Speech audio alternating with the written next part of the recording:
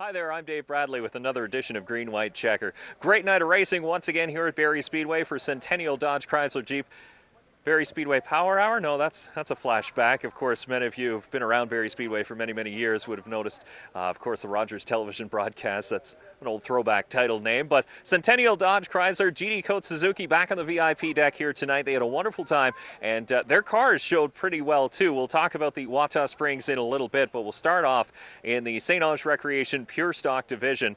And the difference is now down to, our rough math shows, about 9 points. Charlie Smith on top in the feature here tonight. He still trails Adam Meisner in the point standings, but Charlie Smith coming out in first in the feature race in the Pure Stocks. Second, Billy Melanors had a very solid run in the 14. And how about the 77 of Mike Getliff? Out of a Thunder car a few years ago, took a number of years off to wrench on a late model all across Ontario, built that Pure Stock from scratch in the offseason, and on the podium for the first time here this evening. In the Conestoga Sprayers and Asphalt Repair Thunder cars, we've had 5 different winners in as many weeks in that division, and it continued here tonight. First-time winner, 39 of Travis Halliburton, the rookie, holding off a hard charge from a number of veteran drivers, including the 44 of Dave Doucette, who finished a season-best second place here tonight, and the 24 of Leonard Johnstone coming home in third. And, as I mentioned, in the Wata Springs late models, we'll start things off with the first of 2 features, the first of 2 30-lap features, and it was the 48 of Dwayne Baker. He's got CentennialDodge.ca on the hood and on the quarter panel, and we talked to him afterwards. Dwayne, you're having a solid points here leading the Wata Springs late model standings, but more importantly, the NASCAR Wheel and All-American Series standings as well. You come into tonight 16th in points. Are you thinking about that at all at this point in the season? Well, we've been keeping an eye on it. It'd be nice to get in the top 10 or top 5, or maybe even taking a shot at it and go to Daytona for the winter deal at Daytona. More importantly, back to the race here tonight. Centennial Chrysler on your hood and on your quarter panel. Important to win in front of the major sponsor, and you did that. You won 9 weeks out of the 10 we've been racing here at Barrie Speedway. Having pretty much a dream season, aren't you? Yeah, we've been really, like, the car's been clean running, like no damage, and everything's been good that way. And it's been good hard racing. It's just we've gotten really lucky in lanes we go in and staying out of all the messes, so it's been pretty good. How important is it to put that W when the VIP deck is filled with your sponsor?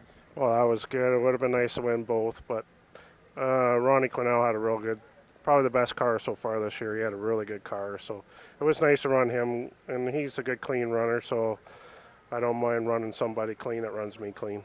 How does it feel to be the driver with the target on your back in the late model ranks here at Barrie Speedway?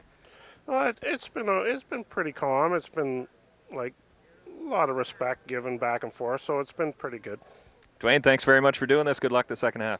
Okay, so it'll be interesting to see if Dwayne will, in fact, race down in the south. Updated NASCAR points, still a couple days away, but we'll go to NASCARHometracks.ca to check out all that action and find out where the 48 will fall. Finishing second in the second of 2 Wata Springs late model features here tonight. And the first one, it was the 57 of Ron Quinnell. Last year, he finished in victory lane 13 times. This year, he'd been stymied all year till now. First feature victory, 2012, for the defending champion, the 57 of Ron Quinnell. Big round of applause for that team, and they deserve it. They worked hard trying to get that car right, and the Red Rocket coming home inside the top 3 once again. So all in all, a great night of racing here on Centennial Dodge Chrysler and GD Coat Suzuki night here at Barrie Speedway. Coming up next week, a return to the Lucas Oil Can-Am TQ Midgets, a return to some of the fastest cars that hit the track here at Barrie Speedway. Think about this. They turn laps of mid-12 seconds. That's just under 100 miles an hour for an average lap